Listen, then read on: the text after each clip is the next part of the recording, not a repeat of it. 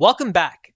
This is the fourth video and it's a big one because everything we've covered so far points to this video right here where we're going to bring it together into two easy to read setups. Now in our past video, we talked about the different momentum colors and you learned about the concept of the turn. Now in this video, we're going to bring together the knowledge that you have of the squeeze dots, the momentum colors, plus your general trading knowledge to piece that together into two easy to read setups. These setups are the Slingshot Squeeze and the Squeeze Signals setup. Let's start with the Slingshot Squeeze first. I would argue this is our richest setup and the one most traders like because it gives us the earliest entry.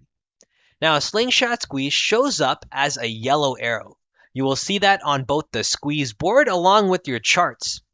For a long side setup, we're looking for the following conditions to be true in order to see a Slingshot Squeeze. First off, we must have a squeeze. This can be either the red, the black, or the yellow dot squeeze, but we must have a squeeze. That's our first criteria. Second, we want to see that the momentum is rising, but it must be below zero or above zero if you're looking for a bearish setup. So in either case, this is a little bit more of a contrarian move in which you're looking for the preceding momentum to have exhausted and the first set of clues to show us signs of reversing. Now that's just the basic squeeze information. We then layer on additional, more proprietary signals, things like the edge signals indicator, which is our proprietary overbought, oversold confirmation to give us clues of where are we officially in this overbought, oversold area? Do we have any signs of momentum reversing? Can we see some of those clues shaping up in the underlying price action? Do we see capital and volume starting to come in here and support this move? And do we see that momentum and all of these signs along with the squeeze are suggesting that we should see this momentum reverse? That's what the Slingshot Squeeze is looking to help you identify, and it gives you an early entry of where this momentum reversal is likely to happen. Shorts are the exact opposite of what we just talked about. Instead of bullish momentum, we're looking for bearish momentum, but all of these conditions flipped. Now the second setup that we have is the squeeze signal setup, and you'll see this as a cyan arrow.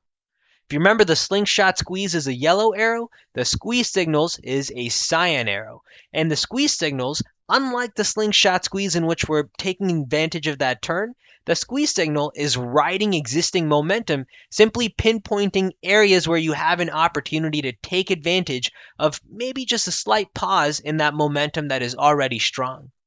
Now, psychologically, the way I like to think of the squeeze signal is it's really your last opportunity entry, if you will, before that train is about to leave the station.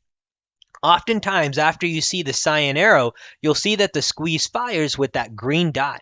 And my favorite pattern when we do see it is the culmination of a Slingshot Squeeze first, so a yellow arrow giving you that first early entry, then the squeeze signal arrow giving you confirmation that, hey, momentum is starting to build up. We're seeing clues that the squeeze should fire in the direction we expect, and we should see that happen soon. And then finally exiting the position when the squeeze actually fires.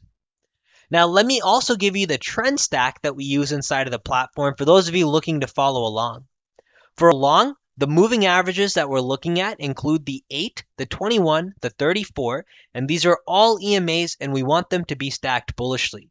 I'm also looking at the 50 and the 200 simple moving averages, and each of these must be stacked bullishly for bullish setups and bearishly for bearish setups. Very straightforward, very simple. So those are the two different setups that we have available and built inside of the platform. The Slingshot Squeeze and the squeeze signals, and together across the different time frames helps you identify the exact moments where you want to be participating in squeezes.